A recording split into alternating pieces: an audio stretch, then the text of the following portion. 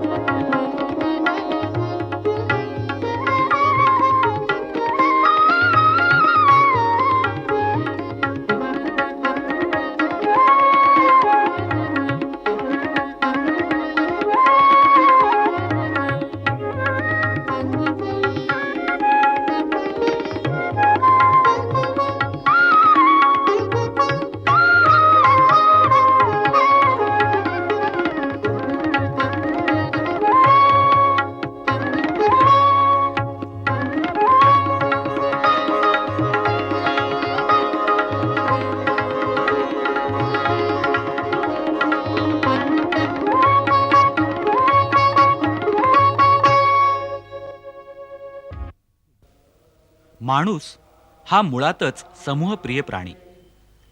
माणसं एकत्र आली की एखादं काम अधिक वेगानं आणि चांगलं होतं हे त्याला उमगलं आणि यातूनच सहकाराचा विचार जन्माला आला.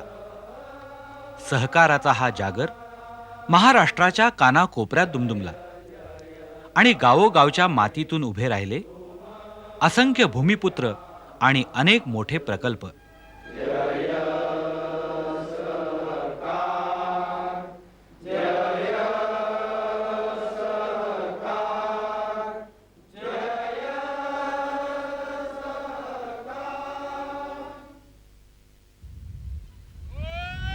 काळ्या आईशी इमान राखणारा हा शेतकरी. 100 वर्षांपूर्वी शेतकऱ्यांची स्थिती फारच वाईट होती. एका बाजूला निसर्गाची अवकृपा तर दुसरीकडं सावकारी पाश. शेतकरी काबाड कष्ट करी, पण कितीही पिकवलं तरी त्या मालाला योग्य भाव मात्र मिळत नसे. पिकलं तरी विकत नाही आणि विकलं तरी स्वतःच्या पदरात काहीच पडत नाही अशी स्थिती होती.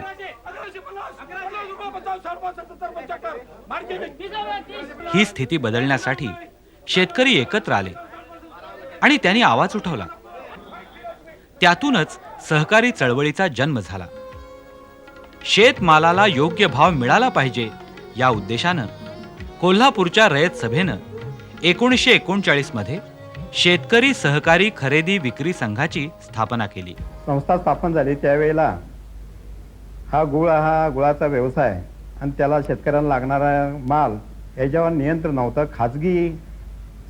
खाजगी लोकांचा सावकारशाहीचा त्याच्यावर पगडा होता. शेती उत्पादित मालाला योग्य भाव मिळत नव्हता, त्यांचं योग्य वजन होत नव्हतं आणि योग्य असा हिशोब त्यांना मिळत नव्हता.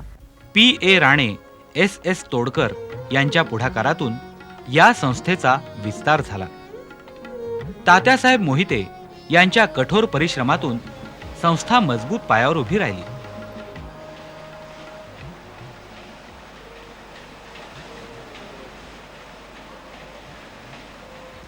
खरेदी विक्री बरोबरच शेतमालावर प्रक्रिया करणारे उद्योगधंदे सुरू करावेत असा विचार तात्यासाहेबांनी 1951 मध्ये मांडला आणि 1953 मध्ये कोल्हापूर जवळ वडगाव इथं संघाची ऑइल मिल सुरू झाली. भांड्याचा कारखाना, औषधालय, ग्राहक भांडार अशा अनेक योजनांमधून शेतकरी संघाचं कार्य वाढत गेलं.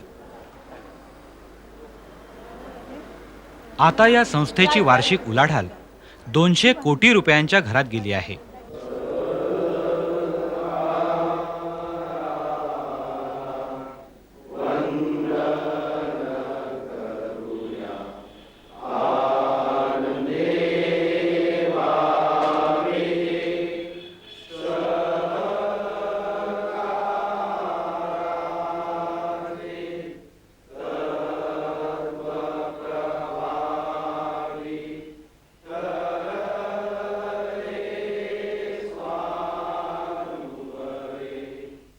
दी विदर्भ कोऑपरेटिव्ह मार्केटिंग सोसायटीचं कार्यही असंच मोठं आहे.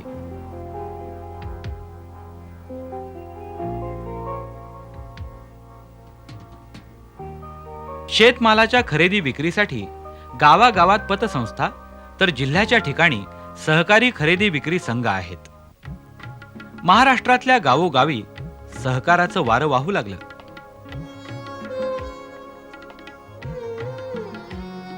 छोटे गरीब शेतकरीही एकत्र येऊन हिमालया एवढं उत्तुंग काम करू शकतात हे दाखवून दिलं लोणीच्या विठ्ठलराव विखे पाटील या भूमिपुत्रानं. जीवाचं रान करून देशातला पहिला सहकारी साखर कारखाना काढण्याचं स्वप्न विठ्ठलरावांनी 1950 मध्ये पूर्ण करून दाखवलं. सहकारातून उभं राहिलेले हे स्वप्न पाहण्यासाठी पंडित जवाहरलाल नेहरूंनी 1961 मध्ये प्रवरा सहकारी साखर कारखान्याला स्वतः भेट दिली. आज जे मी पाहिलं त्यावरून सहकारी चळवळीवरची माझी निष्ठा दृढ झाली आहे, असे गौरवोद्गार पंडितजींनी काढले होते.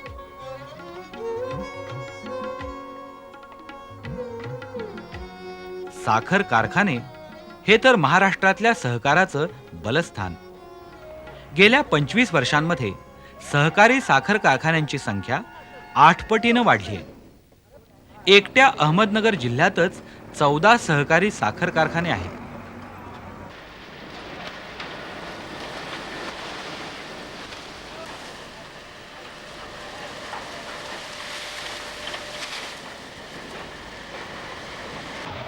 सोलापूर, कोल्हापूर, पुणे, सातारा, सांगली, धुळे, जळगाव, नाशिक, औरंगाबाद, जालना अशा जिल्ह्यांमधले साखर कारखाने त्या त्या भागातल्या सर्वांगीण प्रगतीमध्ये मोठा वाटा उचलत आहेत.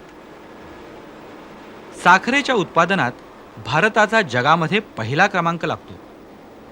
देशातल्या 460 साखर कारखान्यांपैकी 175 कारखाने एकट्या महाराष्ट्रात आहेत.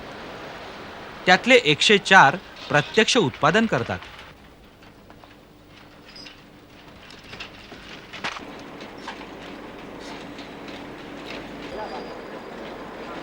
देशातल्या साखरेच्या एकूण उत्पादनाच्या 36% उत्पादन आपल्या महाराष्ट्रात होतं.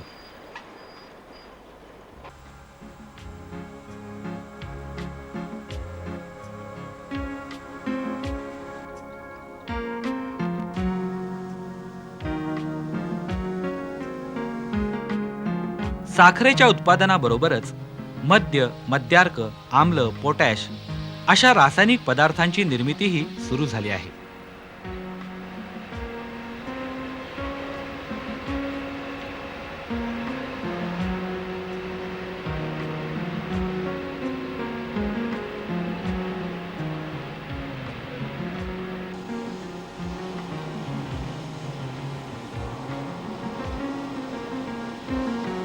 काही सहकारी साखर कारखान्यांनी कागद निर्मिती प्रकल्पही हाती घेतले आहेत.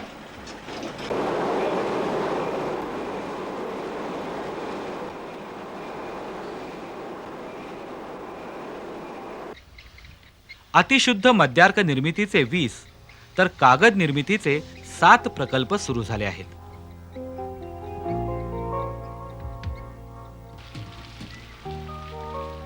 सहकारी साखर कारखान्यांमुळेच ग्रामीण भागाचा खऱ्या अर्थानं कायापालट झाला.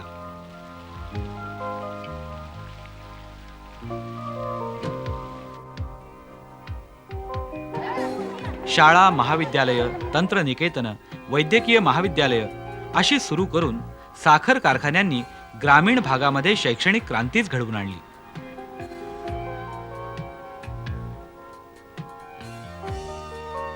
गोरगरिबांना आवश्यक औषधोपचार मिळावेत या जाणीवेतून अत्याधुनिक रुग्णालयही या साखर कारखान्यांनी उभारली आहेत.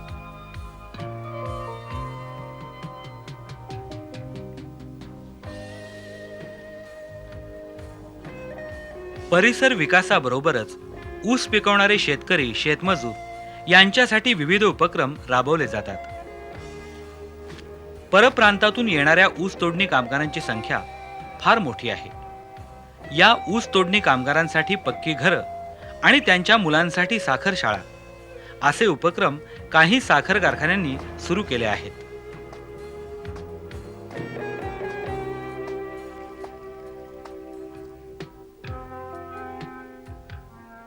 सहकारी चळवळीला खरी दिशा आणि वेग मिळाला तो महाबळेश्वरच्या शिबिरात.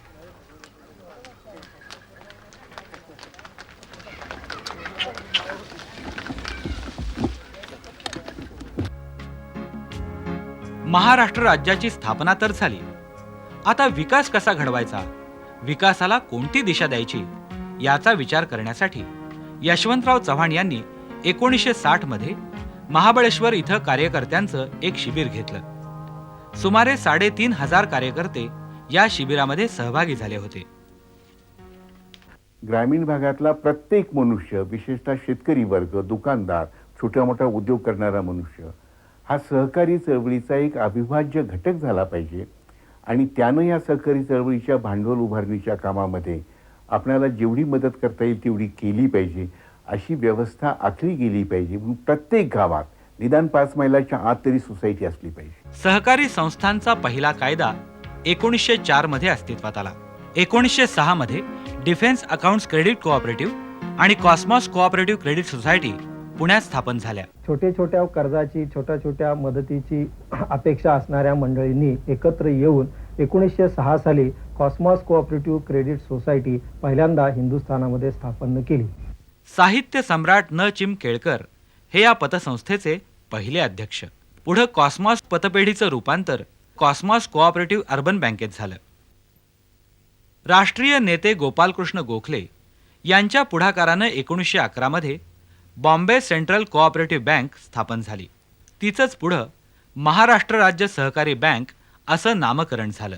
वरती महाराष्ट्र स्टेट कोऑपरेटिव्ह बँक, मध्ये जिल्हा सहकारी बँक आणि गावातली असणारी आमची प्रायमरी हे सोसायटी ज्याला आपण म्हणतो वित्त कार्यकारी सहकारी संस्था, की जी आर्थिक दृष्टिकोनातनं गावातल्या सगळ्या लोकांच्या असणाऱ्या गरजा, एकमेव गरजा त्या ठिकाणी पुरवणारी ही सोसायटी, याच्या माध्यमातून आपण ह्या सर्व कर्ज पुरवठा करतो.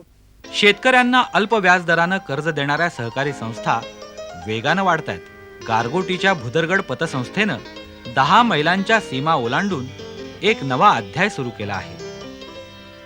आज राज्यामध्ये सुमारे 10,000 नागरी सहकारी पतसंस्था कार्यरत आहेत. या विभागामध्ये शेतीशिवाय अन्य कसलाही उत्पन्नाचा सोर्स नाही.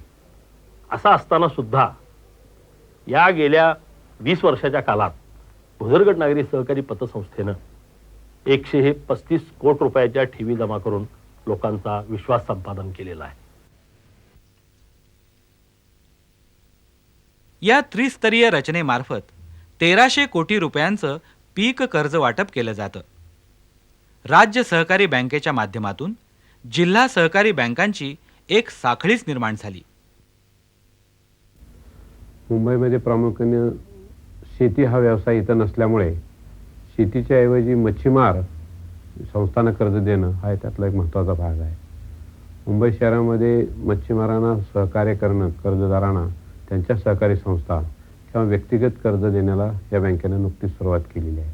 सहकारी चळवळीमध्ये प्रमुख उद्देश असा आहे की सहकारी संस्थांना मदत करणे आणि त्यातला महत्त्वाचा भाग ह्या सहकारी गृहनिर्माण संस्थांना आम्ही कर्ज देतो.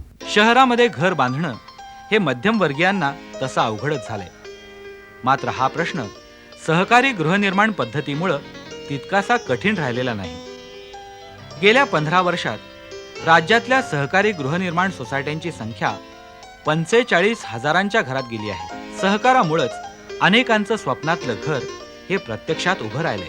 घर बांधणीच्या कामाला सुमारे 80 वर्षांपूर्वी मुंबईत सुरुवात झाली सारस्वत सहकारी गृहनिर्माण संस्थेच्या रूपानं. जेव्हा घरं बांधण्याकरता जागा उपलब्ध होती किंवा भाड्याने सहजरित्या घर मिळू शकत होतं, त्या काळामध्ये सहजीवन जगण्याच्या दृष्टीने एकत्र येऊन आपली घरं बांधावीत या दृष्टीने रावबहादूर तालमाकेने ही पहिली सहकारी गृहनिर्माण संस्था स्थापन केली. सहकारी चळवळीमध्ये नागरी बँकांची ही कामगिरी फार मोलाची आहे. वैश्य सहकारी, मुस्लिम सहकारी, सारस्वत कोऑपरेटिव्ह, शामराव विठ्ठल कोऑपरेटिव्ह, जनता सहकारी, रुपी अशा असंख्य नागरी बँकांनी लोकांचा विश्वास कमावून प्रचंड वेगानं प्रगती साधली आहे. त्यांच्या मार्फत सुमारे 9,500 कोटी रुपयांचं कर्ज वाटप केलं जातं.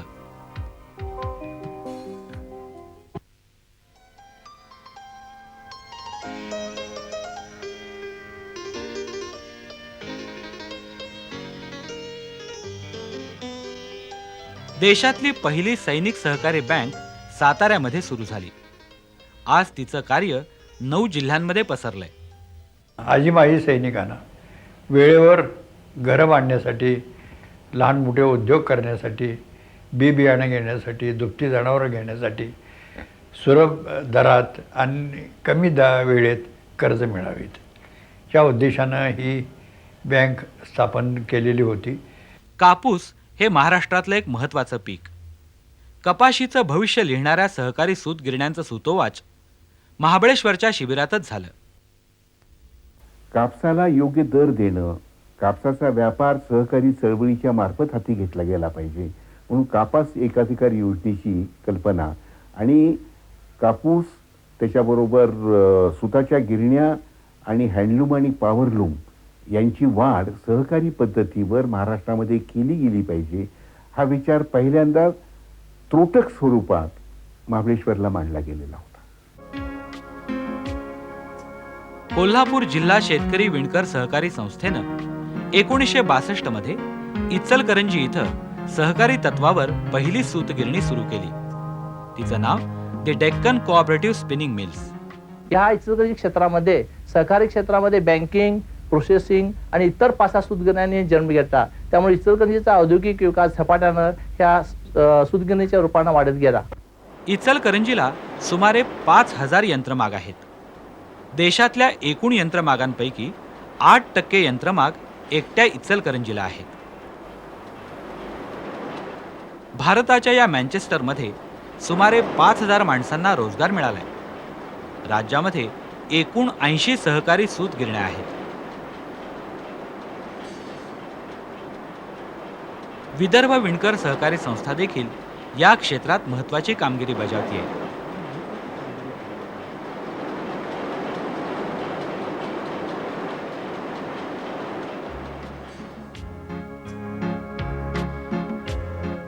सहकाराचा हा धागा दुग्ध व्यवसायातही घट्ट विणला गेलाय.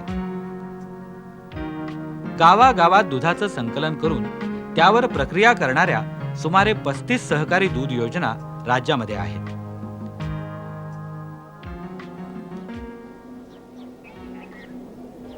राज्यातल्या एकूण दूध पुरवठ्यापैकी 85% दूध पुरवठा सहकारी क्षेत्रातून होतोय.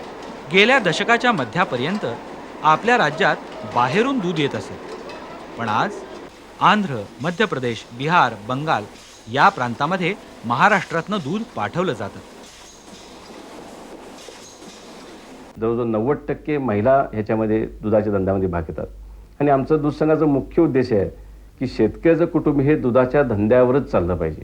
कारण तुम्ही साखर कारखाने बघा, त्यांचा दर आता बघितला तर त्यांना परवडत नाही. तो मग साखर धंदा घ्या, सूतगिरणी धंदा घ्या, कुठलाही घ्या, तर शेतकऱ्याला रोख हातात पैसे जातात ते दूध संघामुळे जातात. त्यावेळी करवी तालुक्यामध्येच फक्त 500 लिटर दूध गोळा होत होतं, पण आता सध्या मात्र 5,40,000 लिटर दूध दररोज गोळा होत आहे. पूर्वी हा दुय्यम धंदा म्हणायचा, दुधाचा धंदा हा दुय्यम धंदा होता, परंतु आता मात्र हा मुख्य धंदा झालेला आहे.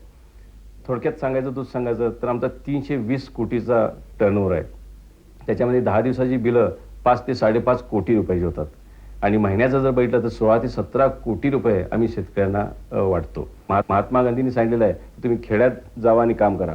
गोकुळग्राम विकासमध्ये हेच आम्ही केलेलं आहे की आम्ही प्रत्येक शेतकऱ्याच्या कुटुंबाला आम्ही भेट देतो, धंद्याविषयी माहिती देतो, त्यांना सगळे कसा धंदा करायचा माहिती देतो. प्रत्येक घरामध्ये आम्ही जाऊन पोचलेलो आहोत.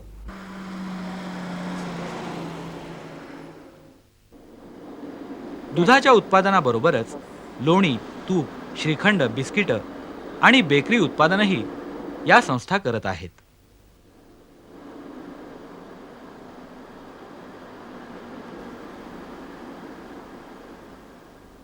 सर्वसामान्य माणूस हा स्वाभिमानानं जगता आला पाहिजे आणि स्वाभिमानानं जगून या परिसराची प्रगती करावी अशा प्रकारची कल्पना सहकार महर्षींची होती. गाईचं संकर केला पाहिजे, गाईला संकर केला पाहिजे हे सांगण्याकरता म्हणून सहकार महर्षी या तालुक्यातल्या लहान खेड्यामध्ये, लहान वस्त्यांमध्ये सुद्धा जाऊन संकरित गो पैदास का केली पाहिजे हे समजावून सांगण्याचं काम या ठिकाणी झालं. शेतीला जोडधंदा म्हणून कुक्कुटपालनाकडे पाहिलं जात असे, मात्र आता हा व्यवसाय सहकारी पद्धतीने मोठ्या प्रमाणावर केला जातो. अनेक सहकारी साखर कारखान्यांनी कुक्कुटपालनाकडे विशेष लक्ष दिलं आहे. कुक्कुटपालन योजनांना पतसंस्थांनीही अग्रक्रमानं पतपुरवठा केल्यामुळं या व्यवसायाची वाढ झपाट्यानं झाली.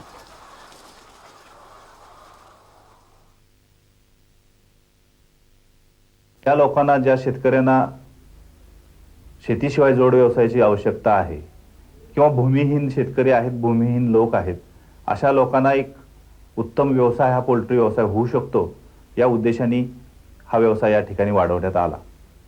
एकट्या माळशिरस तालुक्यात 4 सहकारी संस्थांमध्ये दररोज सुमारे 4 लाख अंड्यांचं उत्पादन होतं.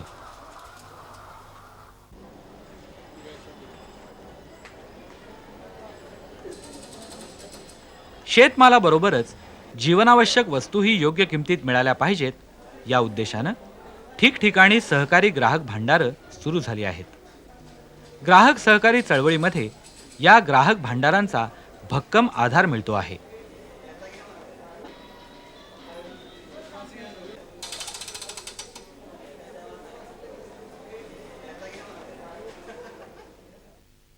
महाराष्ट्राचे शिल्पकार यशवंतराव चव्हाण यांनी सहकाराचं महत्त्व जाणलं आणि जोपासलं.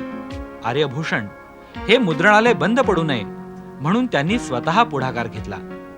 त्या आर्यभूषणच्या जुन्या प्रेसनं आपला चालावा म्हणून सहकारी तत्वावर चालवावा अशा तऱ्हेनं एक संघटना निर्माण केली आणि त्यांनी यशवंतराव चव्हाणांना अशी विनंती केली की ही संस्था जर लोकांच्या ताब्यात गेली तर तिथं कदाचित एखादं मोठी बिल्डिंग होईल, 5 स्टार हॉटेल होईल, त्याच्याऐवजी तुम्ही वास्तू आणि परंपरा कायम ठेवणारी तुम्ही ताब्यात घ्या.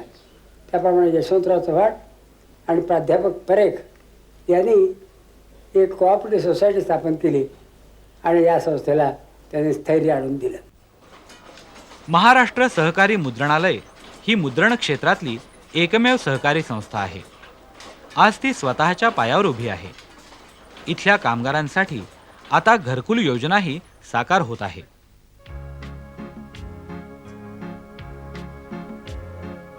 सहकार क्षेत्रात काम करणाऱ्या कर्मचाऱ्यांना आणि अधिकाऱ्यांना शास्त्रशुद्ध प्रशिक्षण देण्याची गरज आहे हे ओळखून Vaikunth Mehta national institute of cooperative management ही राष्ट्रीय स्तरावरची संशोधन प्रशिक्षण संस्था पुण्यामध्ये स्थापन झाली. या संस्थेतर्फे दरवर्षी सुमारे 100 प्रशिक्षण वर्ग घेतले जातात. सुमारे 2000 प्रशिक्षणार्थी त्यांचा लाभ घेतात.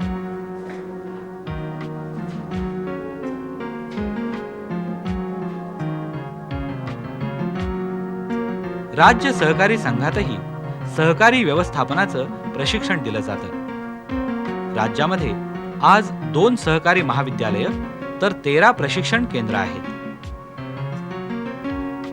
महाराष्ट्रामध्ये सहकाराचं रोप रुजलं, वाढलं.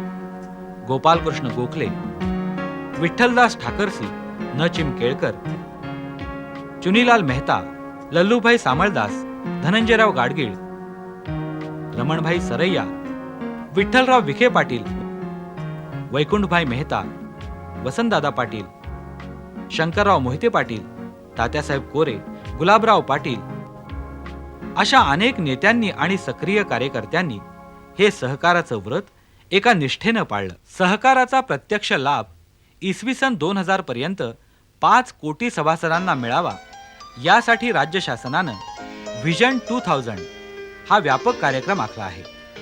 विकास कार्यक्रम, त्यावर प्रभावी नियंत्रण आणि परिणामकारक प्रशासन या त्रिसूत्रीवर यामध्ये भर देण्यात आला आहे. एक ग्रामीण भागातल्या उद्योगधंद्याचं पर्व त्या महाबळेश्वरच्या शिबिरातल्या निर्णयामुळं आखलं गेलं आणि तो निर्णय अत्यंत कसोटीनं चालवण्याचं काम हे महाराष्ट्राचं राज्य झाल्यापासून आजपर्यंत चालू राहिलेलं आहे आणि त्यामुळं महाराष्ट्र एक सामर्थ्यशाली राज्य म्हणून आपल्या देशामध्ये पुढे येत गेलं. सहकाराचा हा वसा 21व्या शतकातही महाराष्ट्राला सर्व क्षेत्रात आघाडीवर नेईल असा विश्वास या सहकारी चळवळीनं नक्कीच निर्माण केला आहे.